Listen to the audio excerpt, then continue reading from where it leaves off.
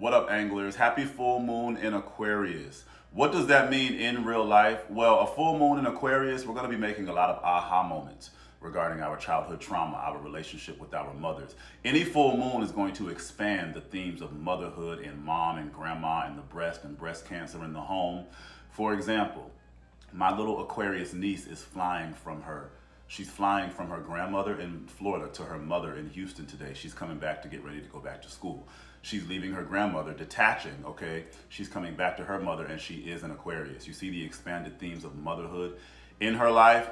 Detachment from motherhood. You might talk about adoption. We're going to be taking care of kids. Remember, the full moon opposes the Leo sun. We may see mothers being humanitarians to their children's friends. There may be themes of charity, adoption. You may discuss adoption. You may deal with the stepmother. Remember, Aquarius has everything to do with step and adopted anything. Any Aquarius transit is going to provoke themes of adoption, step family, electricity, shocking flight incidents, car incidents. But let's talk about detachment from the mother in real life. You cannot deny it, okay? This is the full moon in Aquarius in real life. I am an Aquarius moon, okay? So the full moon in Aquarius right now is transiting my 8th house, and I'm having a full moon return in my 8th house. I had to get one of my Scorpio friends together yesterday. The 8th house is the Scorpio house. She moved in with her mother. She tried to move out of state, but it didn't work, so she moved in with her mother. Venus is in Cancer right now. Jupiter is in Cancer right now. Themes of motherhood are running rampant. So she always talks so much trash about her mother, and she was telling me how depressed she was yesterday. I said, well, sweetie, you just moved in with your mom. You can't stand your mom, okay?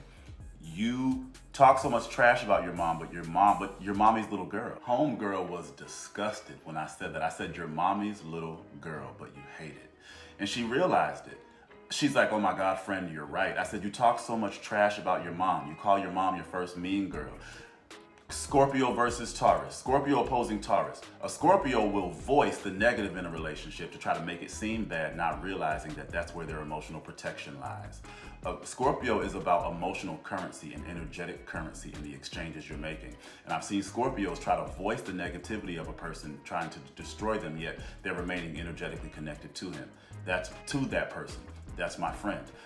Detachment from the mother. I said, you're mommy's little girl. You can't stand your mom, but you call her during your worst moments because you depend on her. And she just entered her 30s. Your 30s are ruled by Gemini and Scorpio. I said, friend, you need a community. I was legit telling her how she needs friendship, the Aquarius full moon, to detach from her mother, the Aquarius full moon.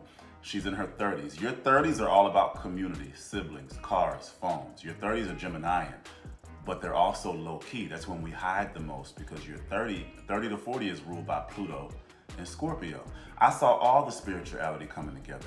She's making aha moments and epiphanies about her relationship with her mother and the fact that she needs to detach. And then let me tell you this, my mom calls me yesterday.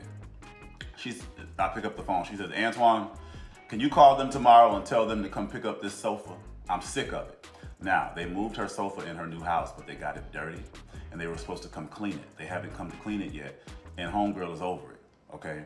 Why does that matter? Because she's a Taurus Mars in my 11th house, the Aquarius house. Any Aquarius transit activates your 11th house. My 11th house is Taurus. My mom's Mars and her South Node sit in my Taurus 11th house. So, Aquarius transits always provoke themes of food, money, and housing in my life because of my Taurus 11th house. The 11th house is the environment.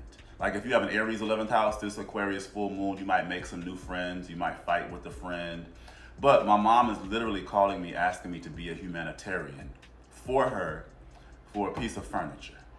She's an Aquarius sun. I am an Aquarius sun, moon, and Mercury. The moon is right now is mixed up with our major planets. You see what I'm saying? You see the full moon in Aquarius in real life, and as I tell people all the time, the way it's going to manifest for you depends on your chart. You see how I'm talking about my specific chart?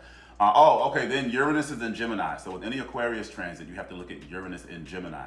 This Aquarius full moon will involve siblings, community, the technology. You might buy some new technology for the home. You might move in with a sibling. Uranus is in Gemini at 1 degree. That's an Aries degree. You might fight with the sibling. You might be in a new situation with the sibling in some way, shape, or form.